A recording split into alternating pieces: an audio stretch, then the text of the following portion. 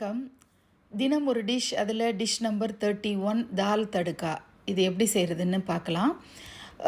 1 cup அளவுக்கு மசூர் தால், அதாவது மைசூர் துவரம்பருப்புன்னு சொல்லுவாங்க. அடுத்தது 1 கப் அளவுக்கு நார்மல் துவரம்பருப்பு. இது ரெண்டுத்தையும் நல்லா கழுவிட்டு ஈக்குவல் ப்ரொப்போர்ஷனாக எடுத்துக்கோங்க.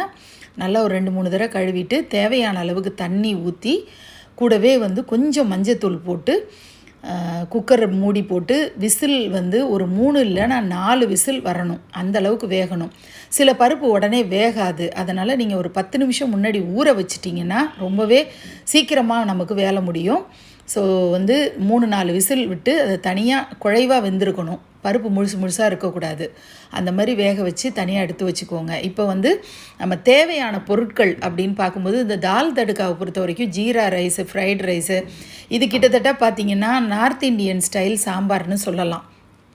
சாம்பார் மாதிரி தான் இருக்கும். பட் கூடுதலாக சில பொருட்களை நம்ம சாம்பாரில் இல்லாத பொருட்களும் சேர்க்குறோம். அது மட்டும்தான் டிஃப்ரென்ஸு. இந்த பொருட்கள்லாம் என்னென்ன அப்படிங்கிறத அப்பப்போ போடும்போதும் நான் சொல்கிறேன். இப்போவும் நீங்கள் தெரிஞ்சுக்கலாம். மஞ்சத்தூள், மல்லித்தூள், ஜீரகம், 2 ஸ்பூன் நெய், 2 ஸ்பூன் குக்கிங் ஆயில், பச்சை மிளகா, இஞ்சி பொடுசாக கட் பண்ணது கொஞ்சம், காஞ்ச மிளகா, சில்லி பவுடர், கொத்தமல்லி தழை ஒரு கைப்பிடி அளவுக்கு, பூண்டு ஒரு 10 பல் பொடுசாக கட் பண்ணது.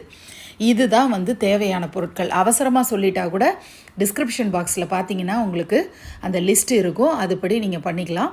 நம்ம குக்கிங் ஆயில் 2 ஸ்பூனு அது ஒரு கடாயில் ஊற்றிட்டு, அதே மாதிரி நெய்யும் அதில் மிக்ஸ் பண்ணிவிட்டு, அது கொஞ்சம் சூடானதுக்கப்புறமா நம்ம ஜீரகம் வச்சுருந்ததை அதில் சேர்க்கலாம்.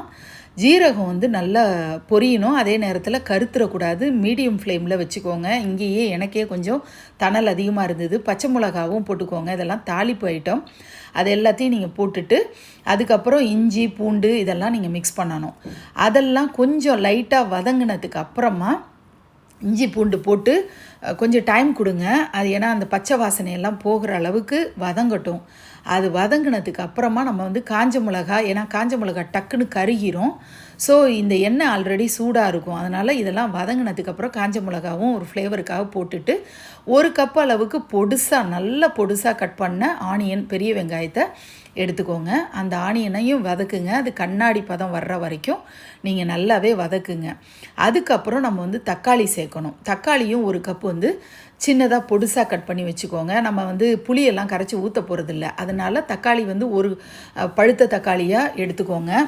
இப்போ ஒரு தக்காளிக்கு பதிலாக 2 தக்காளி கூட நீங்கள் எடுத்துக்கலாம். நல்லா தான் இருக்கும். அப்புறம் லைட்டாக சால்ட்டு போட்டிங்கன்னா தான் அந்த தக்காளி எல்லாம் வேகும். தக்காளி, ஆனியன்லாம் நல்லா வேகிற அளவுக்கு விட்டுட்டு, அப்புறம் நம்ம மஞ்சத்தூள், நம்ம வச்சுருக்கிற மிளகாத்தூள் 2 ஸ்பூன் அளவுக்கு நான் காரத்துக்கு எடுத்துகிட்ருக்கேன். மல்லித்தூள் 1 ஸ்பூன் அளவுக்கு போதும். இதை எடுத்துகிட்டு இதெல்லாமும் வதக்கும்போது இந்த எண்ணெய் பிரிஞ்சு வர்ற அளவுக்கு வதக்குனதுக்கு அப்புறமா நம்ம ஏற்கனவே வேக வச்சுருக்கிற அந்த பருப்பை நல்லா கடைஞ்சி, கொஞ்சம் அது தண்ணியாக தான் இருக்கும், அதை நீங்கள் இதில் சேர்த்துருங்க. இப்போ தண்ணி பத்தலை அப்படிங்கும்போது நம்ம எக்ஸ்ட்ராவாக அதில் தண்ணி நீங்கள் ஊற்றணும்.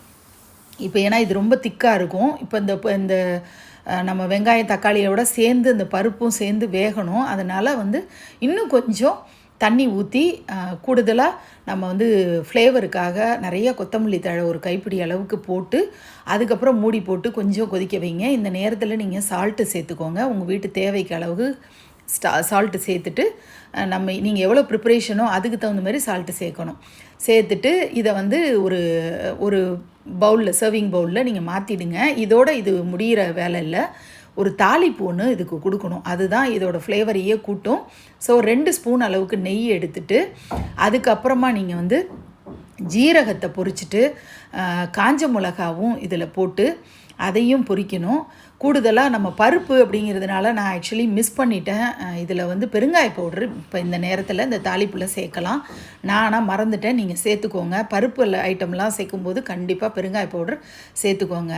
அதுக்கப்புறம் ஒரு 1/4 ஸ்பூன் அளவுக்கு மிளகாத்தூள் சேருங்க. அது ஒரு டைப்பாக இருக்கும். அது இந்த நெய்யில் பொரிஞ்சிரும். அது ஒரு டைப்பாக இருக்கும். அதுக்கப்புறம் கொஞ்சம் கருவேப்பிலையும் சேர்த்து தாளித்து இந்த பருப்பு தால் செஞ்சு வச்சுருக்கிறதுல நீங்கள் சேர்த்துட்டிங்கன்னா சூப்பர் மணமாகவும் இருக்கும், நல்ல டேஸ்ட்டாகவும் இருக்கும்.